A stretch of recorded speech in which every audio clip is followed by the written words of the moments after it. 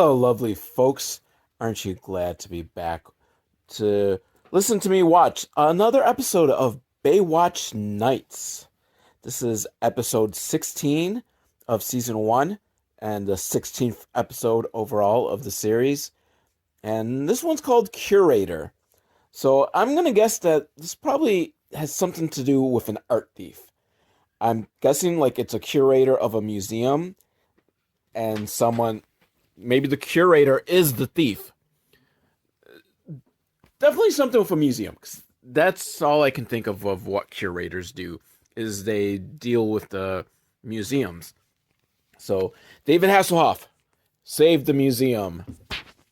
Let me press play.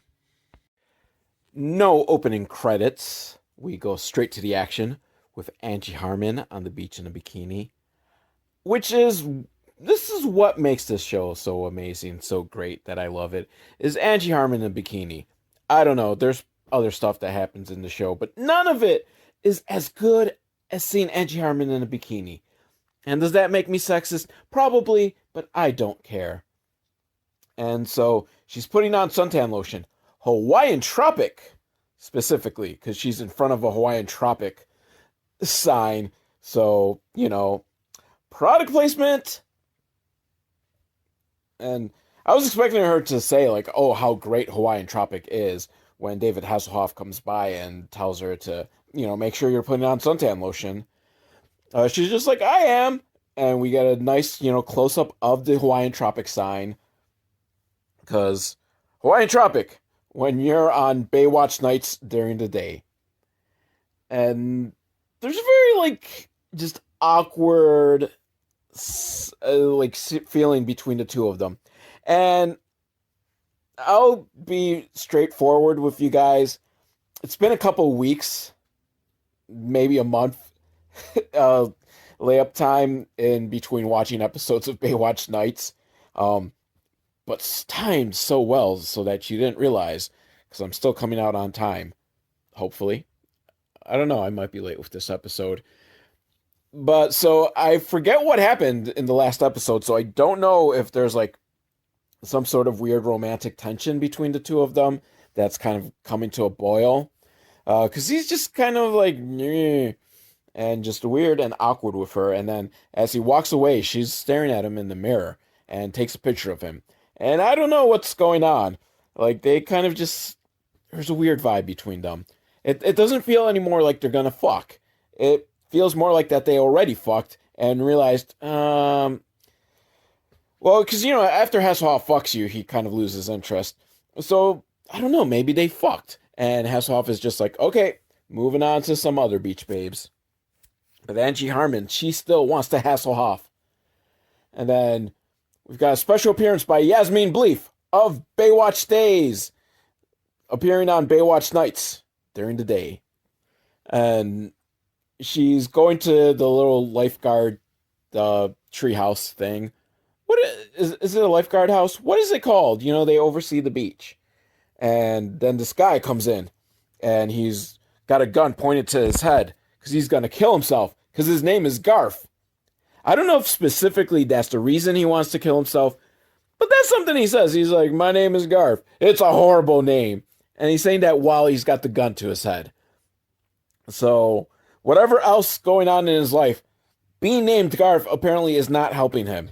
And Yasmin Bleef is trying to talk him out of it and say, you've got so much to live for. Whoever hurts you, it doesn't matter. They're not worth it.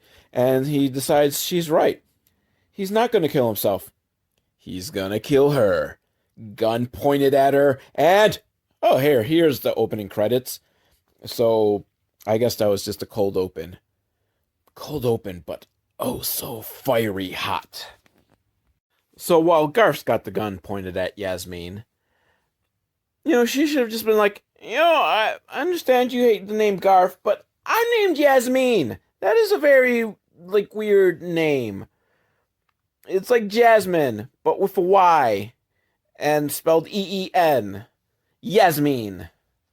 I don't know. Now I feel like maybe I'm racist, because it probably, in, her ancestry country, Yasmin is, the name Mary, and just everyone has it, and I'm all like, it's a weird name.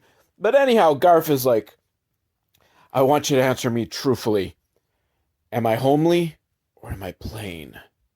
And oh, so I see what this is all about. Girls just don't like you, Garf. Which I understand, Garf. But you don't blow your brains out in front of a beautiful girl. That doesn't make it better. And you don't threaten to blow her brains out. So that definitely doesn't make things better.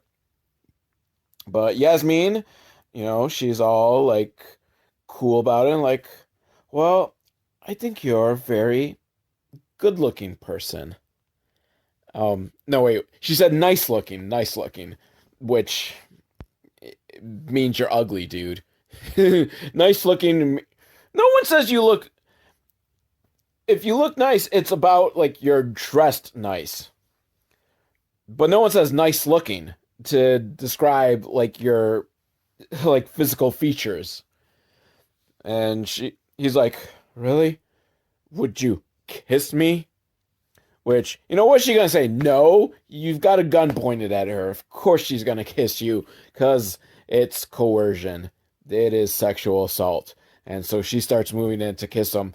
And then she overpowers him, takes the gun, and goes running. And is like yelling, help me, help me! And gets to the other lifeguard station, manned by some balding guy with a mustache. And he's trying to protect her, but Garf is like in complete like berserker nerd rage, and he smashes through the window and knocks out the other guy. And Yasmin goes running again, like, help me, help me. Is there any escape from Garf? There is no escape from Garf. Now the cops arrive, and since Yasmin's the one who's running and brandishing a gun, they pull the guns on her, like, stop, stop! Put down your weapon, blah, blah, blah, habeas corpus, Miranda writes. But she's like, you gotta stop him! He's after me! He's chasing me! And no one's around. Oh no! Was it all in Yasmin's mind? I don't know. So, Hasselhoff is over where the bald lifeguard is being taken away in a stretcher. And he's asking everyone around, like, did you see anything happening? Did you see anything weird? And everyone's like, no, I didn't see anything. Except Garf shows up. And tricky Garf, he's gonna try to throw him off the trail. So he's like, yeah, I saw this weird guy and I think he ran down this way. Except Garf has blood on his face and his shirt. And Hasselhoff's not falling for this. He knows that Garf is the guy. So he goes to take Garf, and Garf goes back into nerd berserker rage and runs off. But berserker rage is not enough to fend off Hasselhoff, who catches him. And sorry, Garf, you're being taken away. Oh, right. So this has been solved, and everything's been taken care of, and we're only like 10 minutes into it. Okay, so there's going to be more plot, I guess, going on. As they're taking Garf off, hauling him away off to jail or whatever, and he starts yelling to Yasmin because he knows that Yasmin meant everything that she said about, that she doesn't want him to die and that he is nice looking. Ignoring the fact that, he had the gun to her, and when it was the time to kiss her, she went running off with your gun, by the way. But I'm sure that was just her playing hard to get, right? And so, like, as they're hauling him away, he's like, I love you! And, but he's safely behind bars now, so nothing to worry about, right? So Yasmin goes to teach lifeguard lessons to some kids, and like young kids, like 8 years old. Like, are they training to be lifeguards? Now that it didn't hit me while I was watching it, but now that I stop and think about it, like, it's not like they were doing swimming lessons. She was teaching them how to actually save lives. Which, I mean, I guess somewhat, but, like, with, like, the lifeguard equipment and all that. And I don't know if an 8-year-old is gonna...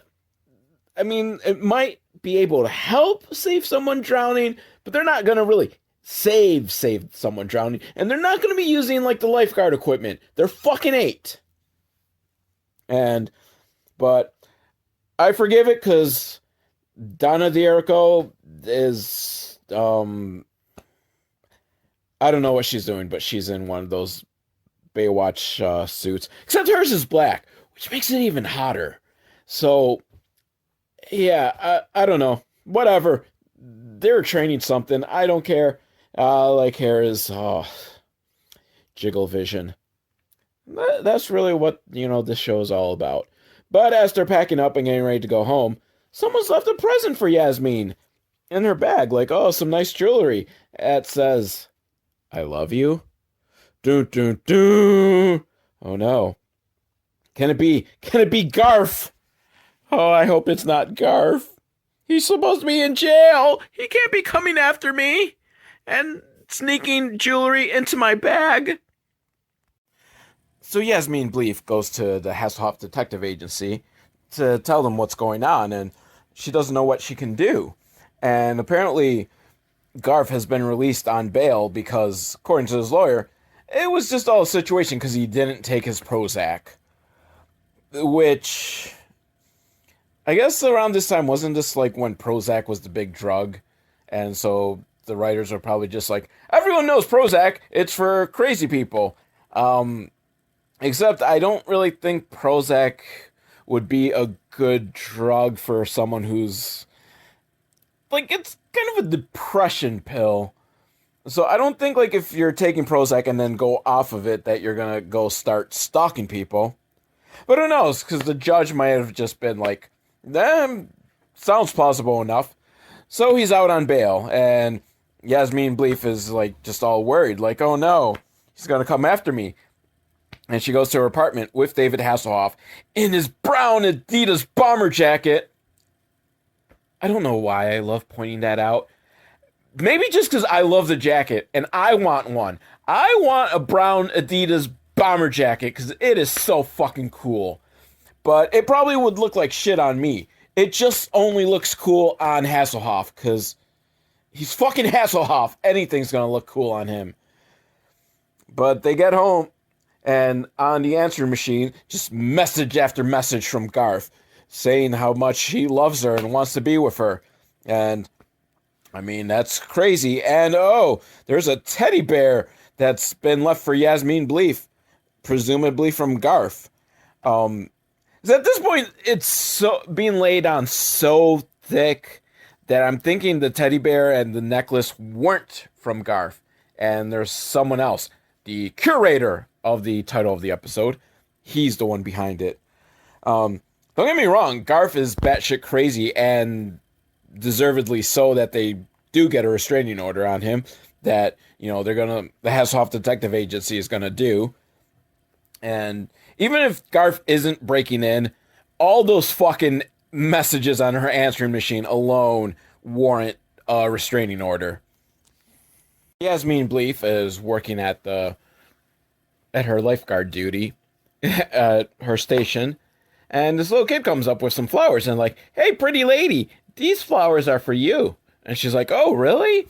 Yeah, they're from this guy over there. Oh no, it's Garf. He's on the beach watching her, so she calls Hasselhoff, and Hasselhoff comes up to Garf and he's like, what the fuck are you doing here? He's like, I'm just hanging out on the beach. Like, you've got a restraining order against you. And Garf is like, that's right. Can't come in 100 yards of her. Oh, by the way, this part of the beach I'm on, exactly 100 yards away from her. Garf is just, he's clever. He's thinking ahead. Of course, what I would do, Yasmin Bleef should start walking towards him, and he has to keep leaving, because he's got to stay 100 yards out. And she keeps walking towards him and forces him into the water, and you just let him drown. Although, you do that, Hasselhoff probably, like, even though he doesn't want to save him, his lifeguard instincts would take over and he'd have to save Garf. Which, okay, sure. I guess you can't kill Garf. There goes my plan. I like my plan. I think my plan is a good plan. But Garf, he knows how to skirt around the law. And Hasselhoff, he's staying with Yasmin Bleef. And they changed their number so that he couldn't keep calling. But guess what? He somehow found her number. And he is calling her. But Hasselhoff's like, Well, fuck you. You know what? You want to talk? You talk to me. And Garf's like, you know what? How about we talk in person? Let's meet tomorrow. And Garf, that's going to be a mistake. You don't want to keep antagonizing the Hasselhoff, especially if he shows up with the brown Adidas bomber jacket, because that is when shit goes down, and that's when he really like kicks people's ass. So Hasselhoff meets with Garf out in public on the beach, which, is a good place to meet because Garf is crazy. And Garf thinks that, Hasselhoff is just jealous because Hasselhoff wants Yasmin Bleef. But he doesn't have the connection that her and Garf does because, she called him nice looking. That means she loves him. And Hasselhoff's trying to tell her, like, yeah, dude, nice looking. That's kind of meaningless. That's just what you say when someone's crazy and you kind of wanted them to just leave you alone. But no, she loves him. Garf knows it in his heart. And so he starts hitting himself. And he's like, why are you hitting yourself? Why are you hitting yourself? Which, can I point out again, they're in public. And no one sees Garf hitting himself. Maybe because Hasselhoff was just a little too quick to try to stop him. And Garf just starts saying, like, Hasselhoff was hitting me. Which, come on, dude. Look at him. Hasselhoff's defense should have been like, dude, look at him. You think if I were to punch him, he'd have, like, just those light scratches? He'd be sporting a fucking black eye, because I'm Hasselhoff, and I've got a mean right hook. But, Garf calls the police, and the police believe the story. And, he's saying, like, oh, I think Hasselhoff here was just jealous of my girlfriend. People get kind of crazy. And, which that part of the story would absolutely fall apart, like, instantly if the cops did due diligence and asked Hasselhoff, like, he says you're crazy about his girlfriend, and Hasselhoff could be like, yeah, he's a fucking stalker. He's stalking Yasmin Bleef. Call her right now. But no, because the other policeman is interviewing Hasselhoff, and, he tells Hasselhoff, like,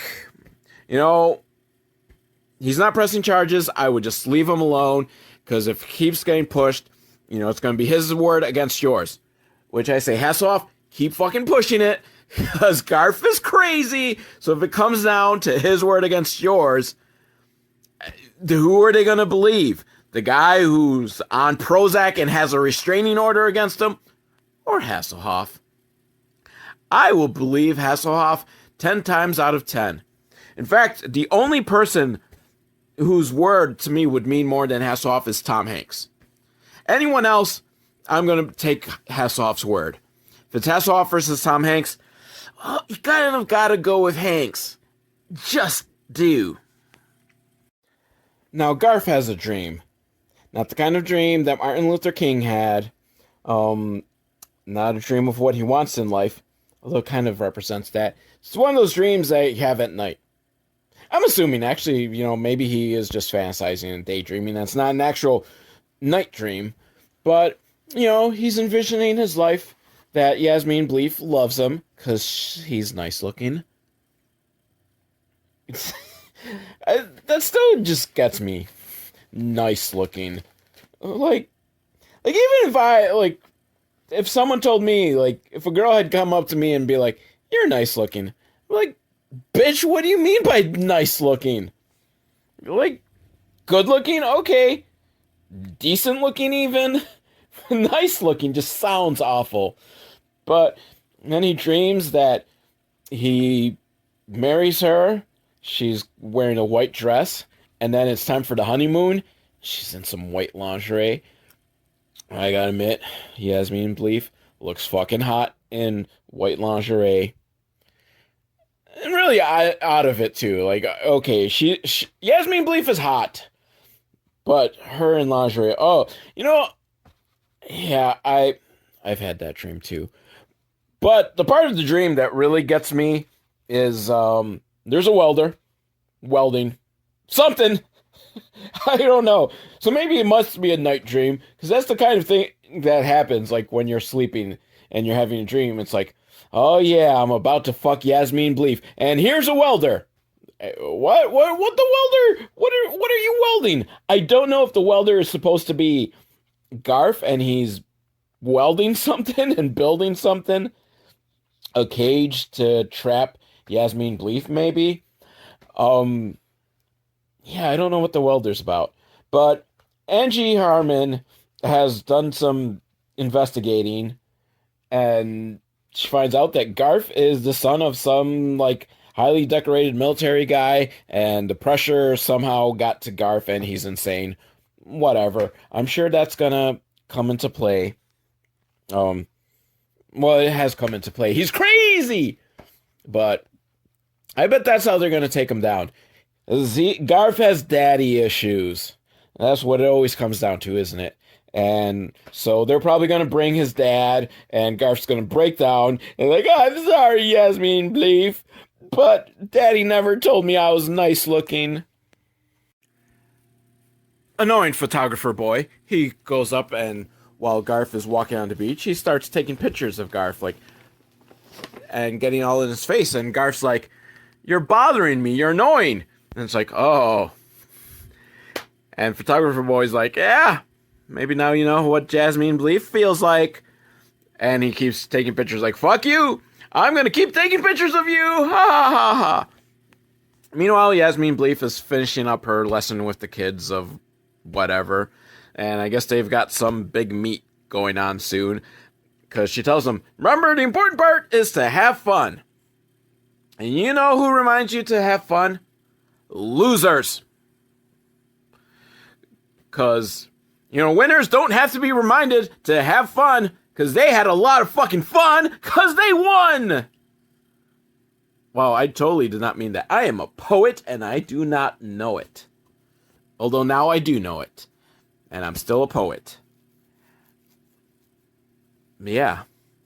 But anyhow, security guard comes by and is like, oh, I know you've got like crazy shit going on, so I'll walk you to your car. I feel suspicious about this security guard. Something just doesn't seem right. I think it's the ominous music that plays when he came up. But so Yasmin Bleef goes to get changed, and oh, there's a box of kittens. Ah, how sweet. Not weird at all. And while she's looking at the kittens and being all like, ah, kittens are cute, Garf comes up behind her with the old chloroform gag, like, ah, here's a rag with chloroform. You're knocked out. You are now my prisoner. Which, maybe he does have a cage. Maybe that's what he was welding. He was welding the cage. Ah, I am in the mind of Garf. Wait, is that a good thing? Is it a good thing that I'm in the mind of the crazy stalker guy? To be fair, I did not take any Prozac today, so maybe me and Garf are on the same wavelength, and I don't like it. I don't like it one bit. And holy shit, I was right. Garf has locked Yasmin Bleef inside, what did she... Ah! She... Cut! Edit that out. Of course I'm not going to edit it out. Because you get, warts and all, you get every fucking mistake I make. So, let's try that again. Holy shit, I was right.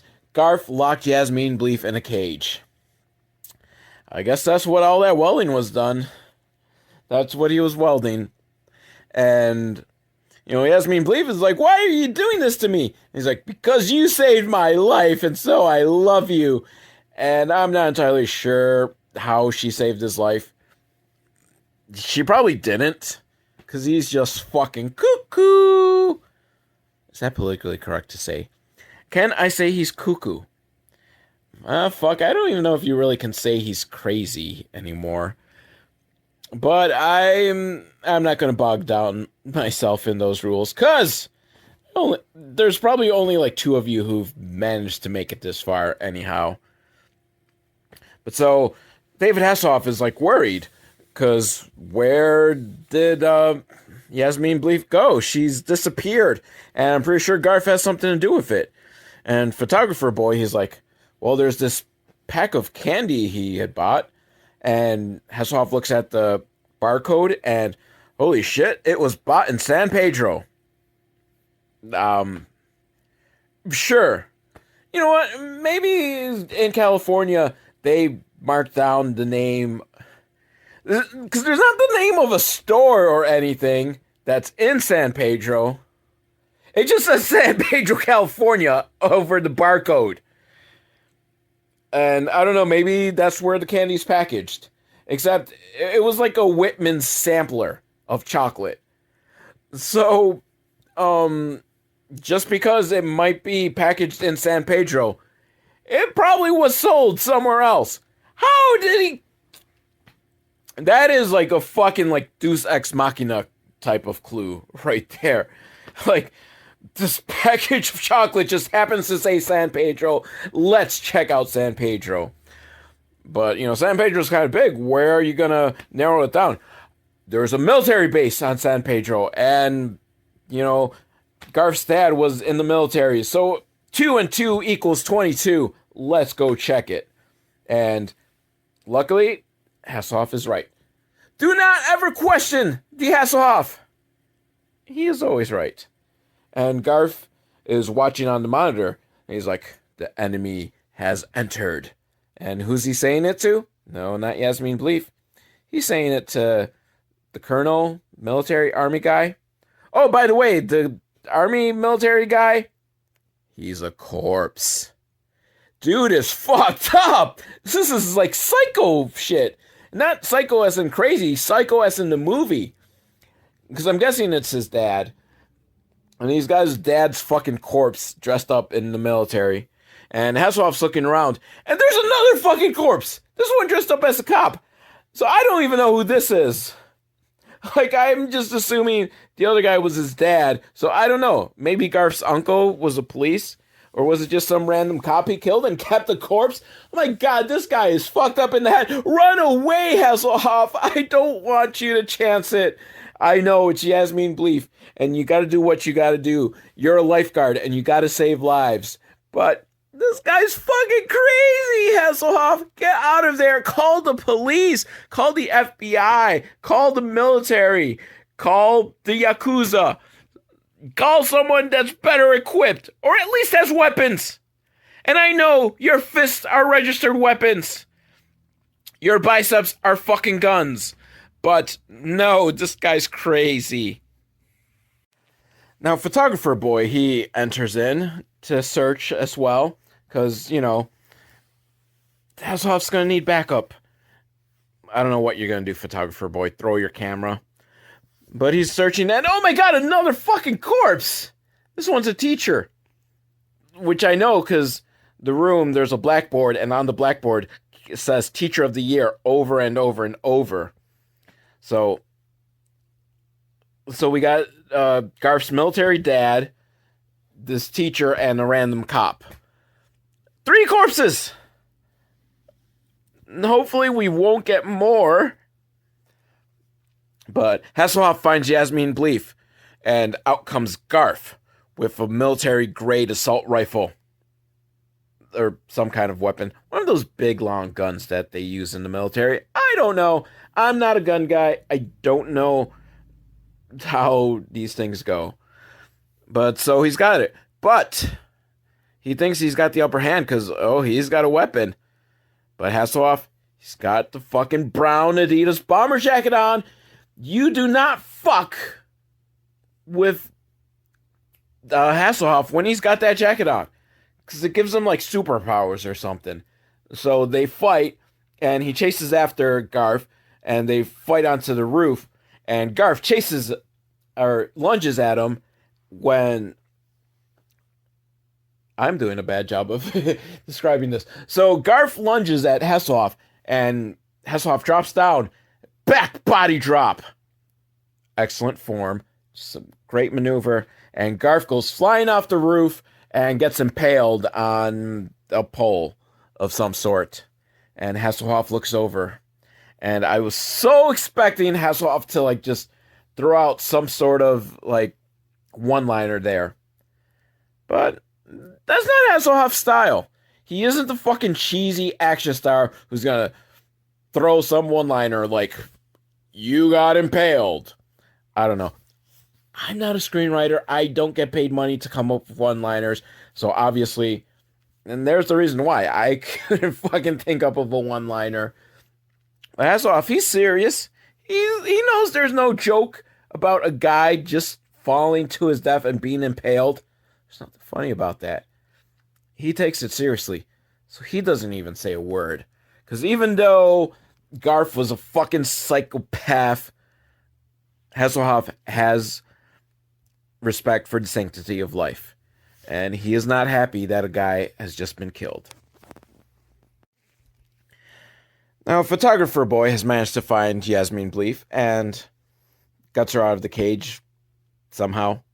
I don't know. Maybe he threw his camera at the lock and it worked. I hope so. Get rid of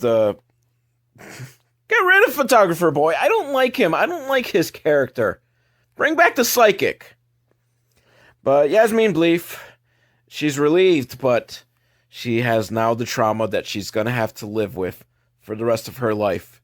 And she's on the beach, on the pier, looking sad. And she relives all the traumatic moments. And Hasselhoff tells her, it'll be okay. One day, he'll be out of your mind. Which, why didn't you offer her to go get some therapy? Because this is the type of shit she's going to need some therapy. She is going to have fucking PTSD. Like, this is serious shit. Get her into fucking therapy now. And I wonder if this trauma is going to also carry over to Baywatch Days.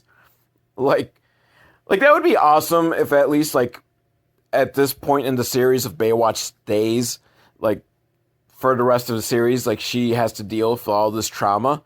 Or are they just going to pretend it never happened? And she's just going to be happy-go-lucky during Baywatch Days.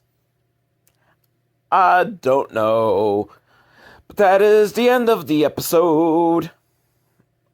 I don't know why I felt the need to break into song there. Not one of the... I'd say kind of mid-average of Baywatch nights so far. Not totally great, but not horrible, because we got this fucking psychopath with corpses in a abandoned military base. Do military bases get abandoned like that? Don't the government at least go like, oh, we fucking paid for it, like, let's refurbish it into like a hotel or something? That is a good idea. They should fucking like refurnish abandoned military bases into hotels. I would stay at one. That would be so cool. And we did get Yasmin Bleef in lingerie for like 30 seconds. Maybe like 20. But that was enough. So Yasmin Bleef's extra presence is going to make up for the general lack of Angie Harmon in this episode. I think she had like 2 minutes. She had like 3 lines. What the fuck? I want more Angie Harmon. That is what I signed up for. And Garner was just completely not even in this episode.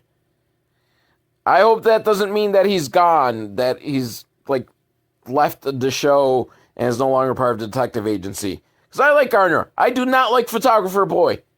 I want Psychic back. I'm still upset that she just kind of disappeared. And then you're going to cut down the amount of Angie Harmon? What are you doing to me, Baywatch Nights? But I did get some Yasmin Bleef in lingerie. So the episode's not a total loss. And I don't know what the fuck Curator means. Like, why is that the title? Did anyone curate anything? He curated the corpses, I guess. I don't know. But that was episode 16, which means we have too many episodes left. I love you guys.